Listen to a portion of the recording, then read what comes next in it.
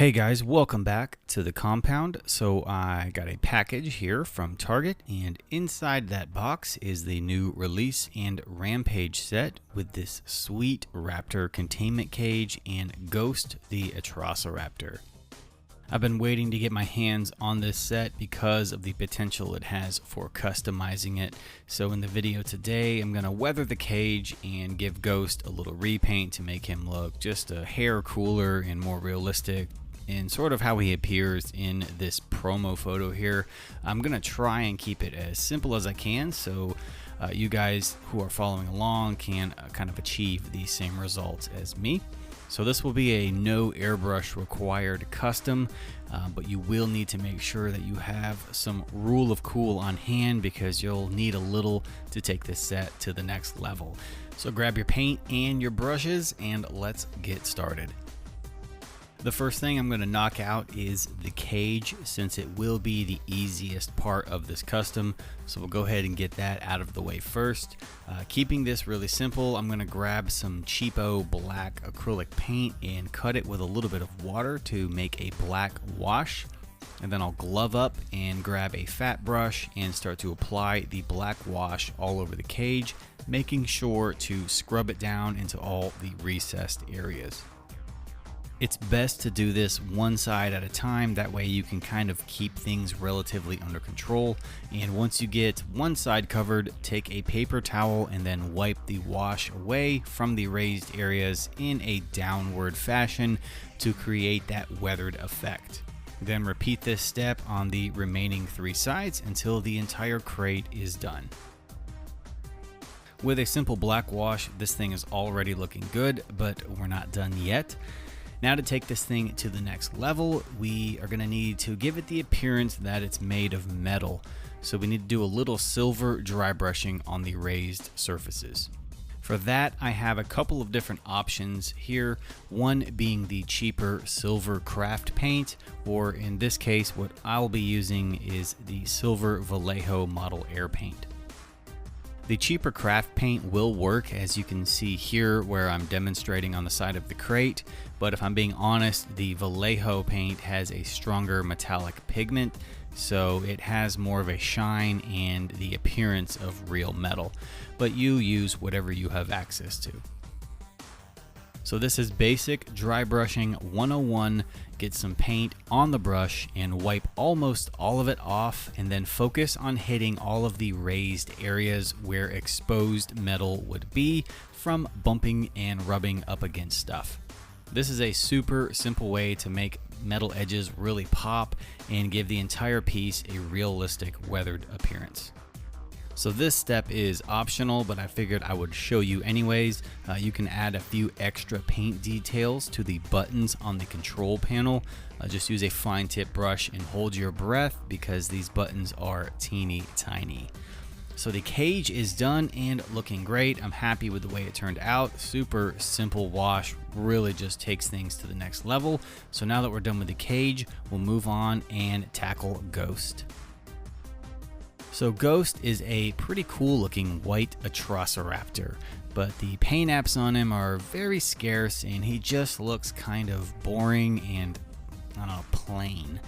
Now if you wanted to just finish off the brown stripes, you could use some Vallejo leather brown and add a few more paint apps to him and paint the claws black and call it a day, and he would look 100% better.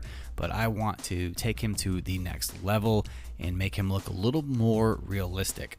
So I'm gonna play off that white plastic he's molded in and sort of do my own thing and try to get him to look closer to the promo pic that I showed, while still keeping the deco simple and toyetic. So I used some paint remover on the end of a Q-tip and removed all of the factory brown stripes, and then took an X-Acto knife and trimmed away some of the plastic on the back of his neck to give him a little more range of motion. I also cut away the webbing in between his fingers, since that's not a thing the Raptors have, and it just makes them look cooler and less like duck feet. So the first thing I want to do is take some pewter gray and give him a gray wash. So same process as the cage. I've thinned it down with some water, and I'll just take a wash brush and start to apply the gray wash all over the figure.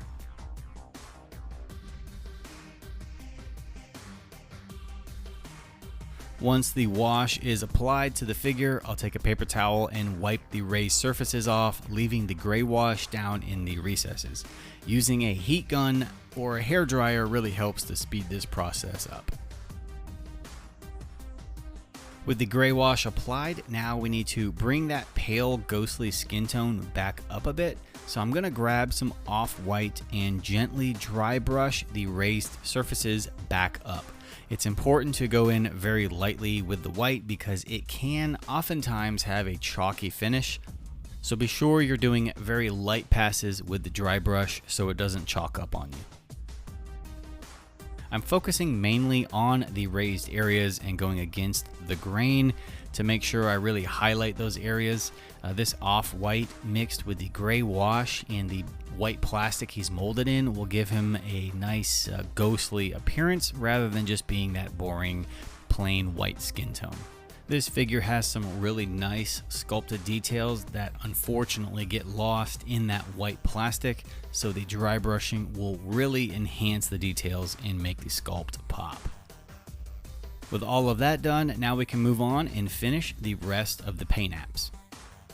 I'm going to start off first by painting the inside of his mouth with my flesh mix that I like to use, which is just beige and scarlet red mixed together. And I'll carefully try and hit his teeth with some off-white mixed with yellow ochre. This is another hold your breath moment because those teeth are super tiny and hard to pick out. It's also a good idea at this point to give the inside of the mouth a coat of super glue to help protect against paint rub, since everything in there is sort of jammed tight together. Just do a very thin layer of the super glue and try not to get anything stuck together or else the mouth won't close. With the inside of the mouth done, now I'll jump back over to the body and start to lay down his gray patterns.